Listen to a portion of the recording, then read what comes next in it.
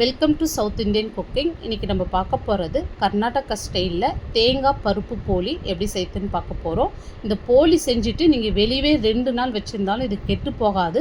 ஏன்னா அந்த மெத்தடில் நம்ம செய்ய போகிறோம். டேஸ்ட் வந்து ரொம்ப சூப்பராக இருக்கும், சாஃப்டாகவும் இருக்கும். இப்போ இதை செய்யறதுக்கு நான் இந்த கப்பில் 2 கப் அளவு மைதா மாவு எடுத்துக்கிறேன்.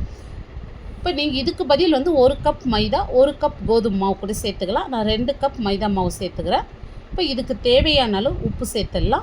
உப்பு சேர்த்ததுமே நல்லா இந்த மாதிரி கலந்து விட்டுங்க. மாவோடு உப்பு நல்லா மிக்ஸ் ஆகி வரட்டும். இப்போ குக்கிங் ஆயில் ஒரு 2 ஸ்பூன் அளவுக்கு சேர்த்துட்டு நல்லா கலந்து விட்டுங்க. இப்போ நம்ம சப்பாத்திக்கெலாம் மாவு பிசைய சொல்ல தண்ணி கொஞ்சம் கொஞ்சமாக சேர்த்து பிசைந்து எடுப்போம். ஆனால் இதுக்கு கொஞ்சம் அதிகமாகவே சேர்த்துங்க. ஏன்னா மாவு ரொம்ப லூஸாக பிசையணும். இப்போ மாவு நம்ம எந்த அளவுக்கு லூஸாக பிசைகிறோமோ அந்த அளவுக்கு போலி ரொம்ப சாஃப்டாக இருக்கும். மாவில் நான் கொஞ்சமாக மஞ்சள் தூள் சேர்க்க மறந்துட்டேன். நான் இப்போ சேர்த்துக்கிறேன். கொஞ்சமாக தண்ணி கலந்துட்டு இப்போ நான் சேர்த்துக்கிறேன். நீங்கள் உப்பு சேர்த்ததுமே மஞ்சள் தூள் கொஞ்சமாக சேர்த்து மாவோடு நல்லா கலந்து விட்டுங்க. இப்போ மாவு பாருங்கள், இந்த அளவுக்கு நல்லா லூஸாக பிசைந்து எடுத்துக்கணும். இப்போ இதில் ஒரு 2 டேபிள் ஸ்பூன் குக்கிங் ஆயில் சேர்த்துட்டு எந்த அளவுக்கு நல்லா சாஃப்டாக பிசைய முடியுமோ அந்த அளவுக்கு சாஃப்டாக பிசைந்து எடுத்துங்க. இப்போ பாருங்கள், இந்த அளவுக்கு நல்லா சாஃப்டாக லூஸாக பிசைந்துருக்கும் பாருங்கள். இப்போ இந்த மாதிரி நீங்களும் பிசைந்து எடுத்துங்க. இப்போ இதில் கொஞ்சமாக குக்கிங் ஆயில் சேர்த்துட்டு இப்போ இது ஒரு அரை மணி நேரத்துலேருந்து 1 மணி நேரம் நல்லா ஊறட்டும். மாவு எடுத்த கப்புலேயே 2 கப் கடலைப்பருப்பு எடுத்து 4 மணி நேரமாக ஊற வச்சுருக்கேன். இப்போ பாருங்கள், இந்த அளவுக்கு நல்லா ஊறி இருக்குது பருப்பு. எப்பவுமே போலிக்கு குறைஞ்சது 3லேருந்து 4 மணி நேரம் பருப்பு ஊறணும். அப்போ தான் அந்த சாஃப்ட்னஸ் வரும். இப்போ பாருங்கள், இதை அப்படியே நம்ம குக்கரில் சேர்த்துடலாம். 2 கப் பருப்புக்கு 4லேருந்து 4.5 கப் தண்ணி சேர்த்துட்டு கொஞ்சமாக குக்கிங் ஆயில் சேர்த்து இப்போ குக்கர் மூடி போட்டு 3 விசில் மட்டும் விட்டு எடுத்துக்கலாம். இப்போ பாருங்கள், 3 விசில் விட்டு இப்போ பருப்பு இந்த அளவுக்கு வெந்திருக்கு பாருங்கள். ஒரு 80% தான் பருப்பு வெந்திருக்கணும். ரொம்ப குழைய வேகக்கூடாது. பாருங்கள், இந்த அளவுக்கு தான் பருப்பு வெந்திருக்கணும். 3 விசில் மட்டும் விட்டு எடுத்துங்க. இந்த தண்ணி வடிச்சிட்டு இந்த மாதிரி நல்லா ஆற வச்சுடுங்க. இப்போ நல்லா ஆறின பிறகு இது மிக்ஸி ஜாரில் சேர்த்து பல்ஸ்லேயே கொஞ்சம் கொஞ்சமாக போட்டு எடுங்க. அப்போ தான் நல்லா உதிரி உதிரியாக கிடைக்கும். இப்போ நான் ஒரு அரை மூடி தேங்காய் எடுத்து துருகி வச்சுருக்கேன். இப்போ இதையும் நம்ம மிக்ஸி ஜாரில் சேர்த்து பல்ஸில் போட்டு எடுத்துக்க போகிறோம். இப்போ ரொம்ப நைஸாக அரைக்கக்கூடாது, பல்ஸில் போட்டு எடுத்துக்கலாம். இப்போ தேங்காய் பாருங்கள், ரொம்ப நைஸாக அரைக்காத, இந்த அளவுக்கு நான் அரைச்சிருக்கேன் பாருங்கள். இப்போ இது ஒரு சைடு இருக்கட்டும். இப்போ நம்ம பருப்பு அரைச்சி எடுத்துக்கலாம்.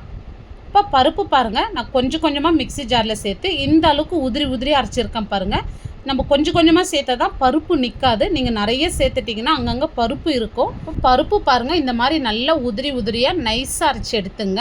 இப்போ ஒரு பேன் வச்சுருக்கேன். இப்போ நம்ம 2 கப் கடலைப்பருப்பு எடுத்தோம். 1 கப்புக்கு 3/4 கப்பு வெல்லம். நம்ம 2 கப் கடலைப்பருப்புக்கு நான் 1.5 கப் அளவுக்கு வெல்லம் சேர்த்துருக்கேன். சேர்த்துருக்கிற அளவு வெல்லம் ஸ்வீட் மீடியமாக இருக்கும். உங்களுக்கு இன்னும் கொஞ்சம் எக்ஸ்ட்ரா வேணும்னா இன்னொரு 1/4 கப் அளவு கூட நீங்கள் வெல்லம் சேர்த்துங்க. இப்போ இதில் ஒரு 1/4 கப் தண்ணி சேர்த்துக்கலாம். இப்போ வெல்லம் ஜஸ்ட்டு கரைஞ்சா போதும், பாகு பதெல்லாம் எதுவும் தேவையில்லை. எப்போவுமே போலிக்கு ஸ்வீட் மீடியமாக இருக்கணும், இல்லைனா திகட்டுற மாதிரி இருக்கும். இப்போ பாருங்கள், வெல்லம் நல்லா கரைஞ்சி வந்திருக்கு. இப்போ நான் சேர்த்துருக்கிற வெல்லம் க்ளீனாக இருக்கிறதுனால நான் வடி போடல.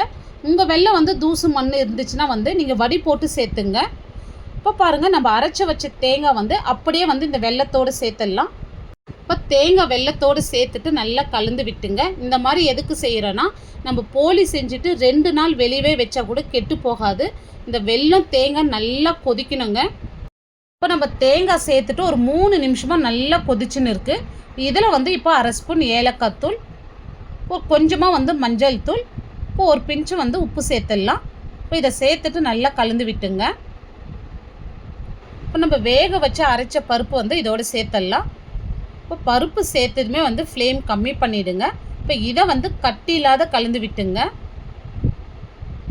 பாருங்கள், இந்த மாதிரி பூரணம் செஞ்சுட்டு நீங்கள் போலி செஞ்சிங்கன்னா 2 இல்லை 3 நாள் ஆனாலும் போலி கெட்டு போகாது, ரொம்ப சாஃப்டாகவும் இருக்கும்.